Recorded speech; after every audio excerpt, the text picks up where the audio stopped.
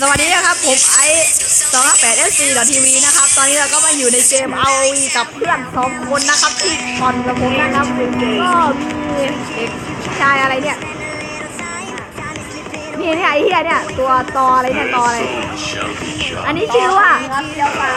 อันนี้ตอตีกวนตีนผมนะครับไม่ใช่ตอเจียวเปียวฟ้าวมีคนหนึ่งเป็นกระต่ายครับเป็นสัตว์เลี้ยงของผมเองครับ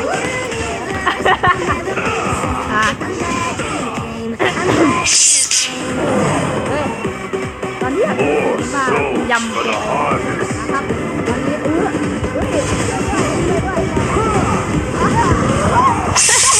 ช่วยดูเด้อเราจะเป็นนักพาถ้าไม่ต้องของมันเล็งกระต่ายน้อยมันเล็งเราจะไงวะมีคนมีความน้ำจัดได้ไงเอาถูกอีกน้ำไม่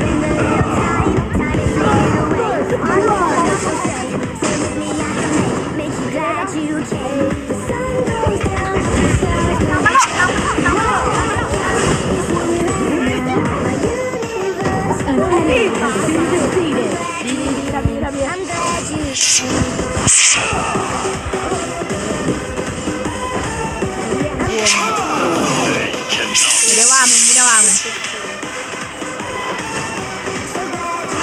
วันนี้โก้ก็เสียงคอยมาเขาสงสัยจะเสียงแหบปิดเพลงไหมรู้สึกรำคาญ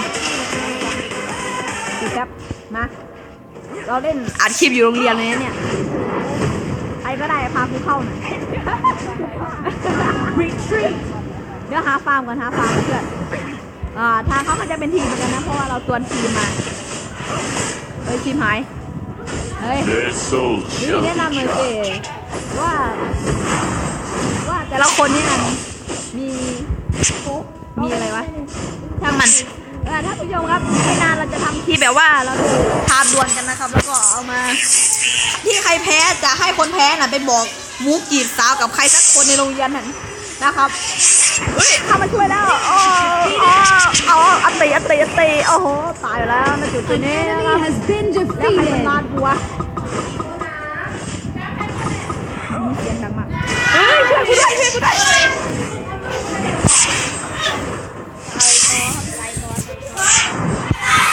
โอ้ย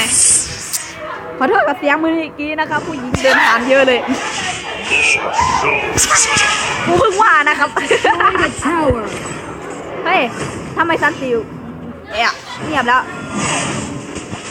ตอนนี้กำลังตั้งใจที่อะไรเจ๊ตายไอ้มังกร2 หัวโอ้ตาย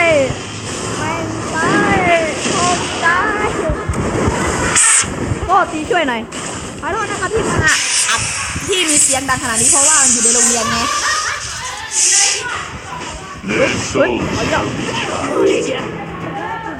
They cannot escape. ไม่ใช่ไม่กับตายเพื่อนโอ้ยผมจะให้กูตายเพื่อนไม่เป็นไรเพื่อนแกตายเถอะข้าไม่ต้องตายเราจะเป็นอมตะนะครับเราจะไม่ตายให้เพื่อนตายแทนเราThey will be condemned. ด้วยโดนตามหัว You have been defeated. ยอดเฮียอะไรวะโอ้โห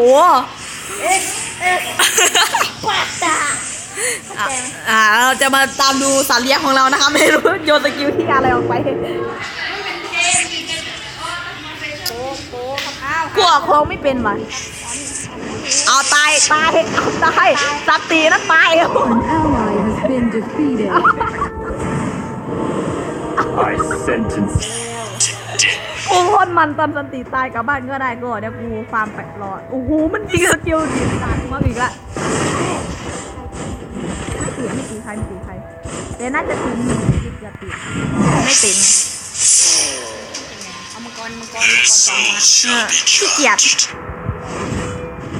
ไม่หมายถึงกูยังไม่อยากตีไงกูมันกันชุดก่อนมึงจะเอาตัวนี้ดีกว่ากูไม่ให้เอาเว้ย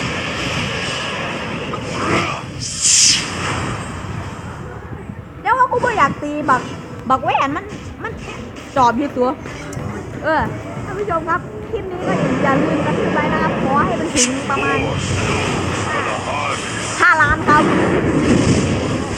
5 ล้านนะครับเลขที่5ครับเอาครับคุณตีได้ไปมันตายแล้วครับแล้วเราก็โดดเข้ามาไม่รู้เป็นใครครับเราเหงาอย่างเดียวครับเราเหงาอย่างเดียวแล้วก็วิ่งถอยหลังก็เหงาเข้าไปอีกนี่อย่าเพิ่งจบ They will be เราจะแบบว่าเมามันกับมันหน่อยโอ้เอาครับเราเหงาครับตอนนี้โหนอ่ะ I sentence เฮ้ยเพื่อนตัวที่เราเล่นเนี่ยต้องเอาดูเลือดเปล่าเล่นก็ต้องดูเลือดเว้ยเราเอาหน้าพอก็ได้เราไม่รู้ไงมาโชว์เทพให้มันดูว่ากูเป็นใคร แล้วก็จากไปเฮ้ยโก้มาโก้อะไรแอบขอลองครับ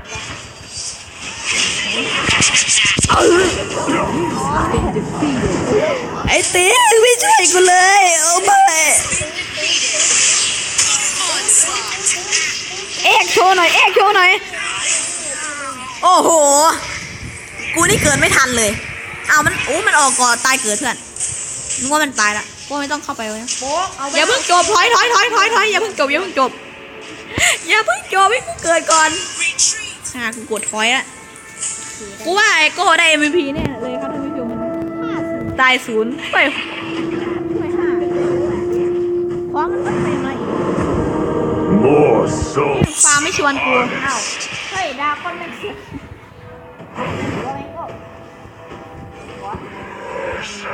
ดีนะที่กูมาเอานี้ได้ด้วยจะลัดมาเลย Cannot ช่วยเฮียอะไรกอบผูกเลือดมันเหลืออีกเหลือทีเดียว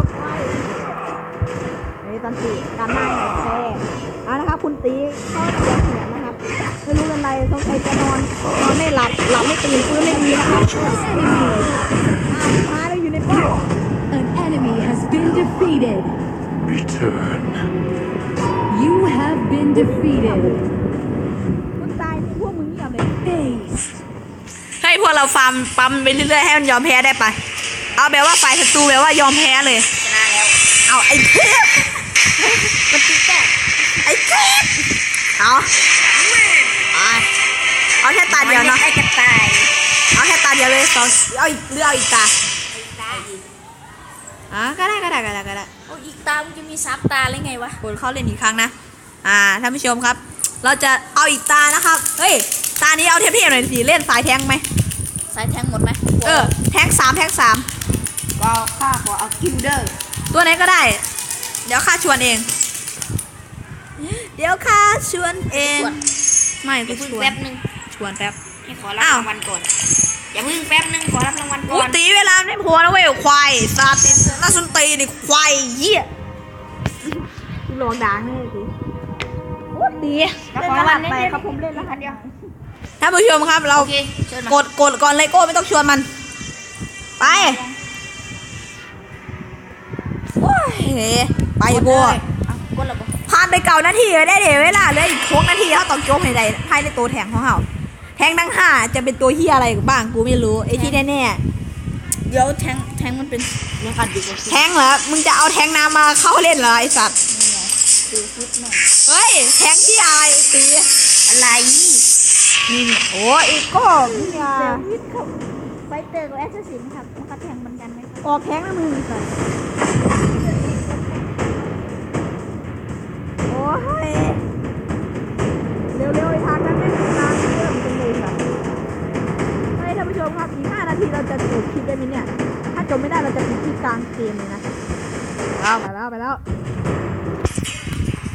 ถ้าเขาก็มีนัตยาแล้วก็ไอ้เฮียอะไรนั่นน่ะมันชื่ออะไร แต่เขาเจ้าเนี่ยเบิร์ด แทงชื่ออะไรทางมันอ่ะ เซฟฟิตกับไฟเตอร์กับแอสซัสซินครับอันนี้ ทางมันมีนาตยาแล้วก็ไอ้เหี้ยอะไรวะเนี่ย นัตยาแทงที่มันเกี่ยวกับเทนแล้วก็แวน กูนึกว่าไทยเกียวในเกมโมบายดีเจน ไทยเกียว ท่านผู้ชมก็อย่าลืมไปดูนะครับ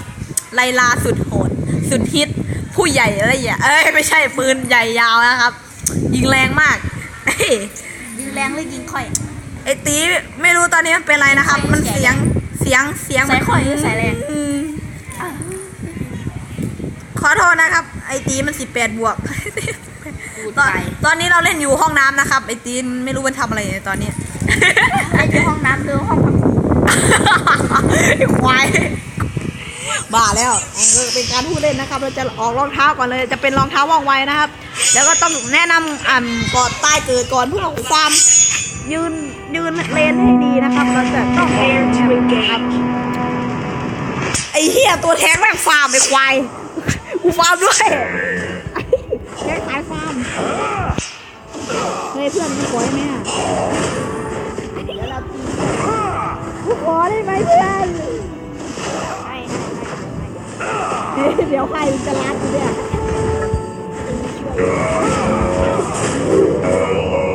กางโหดมาพวกเราสายแทงบุก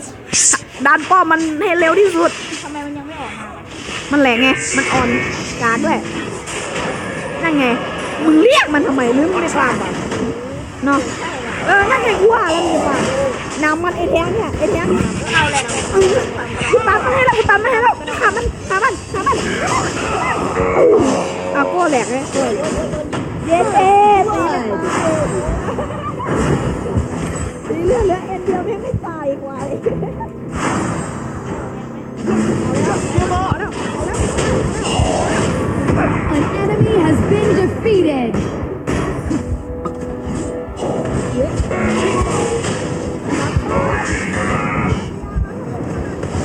Behind me!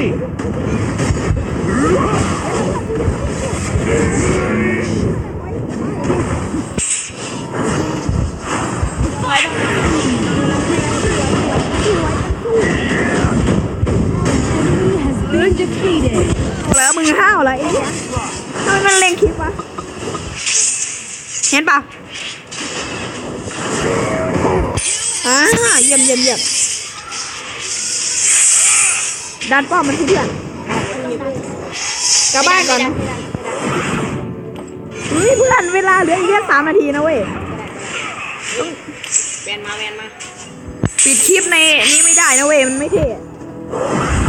อุ้ยหยามาแล้ว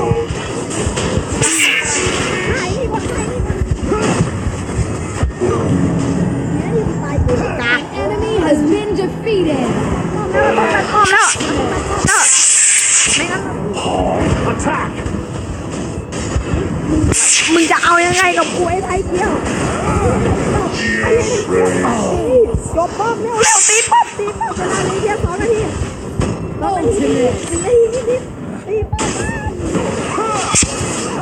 ตีป้อมมาไอ้โก้ก็ดูเรื่องที่มัน Has destroyed a tower.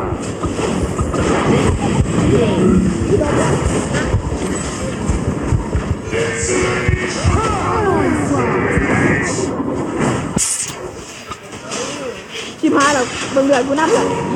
Been defeated.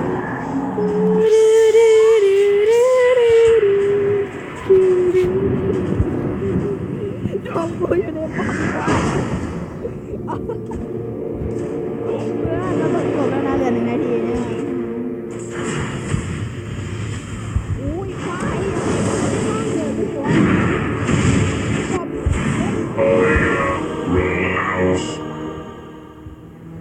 จบเร็วมากเหลือพาฟาร์มพลาด ไอ้แอนโทรศัพท์มัน บุกโจมตี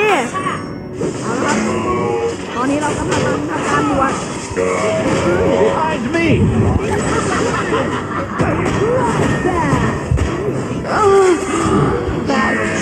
Double kill.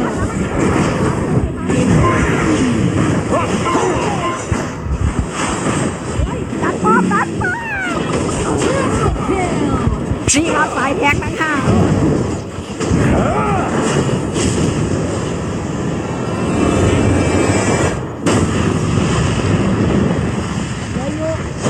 Win.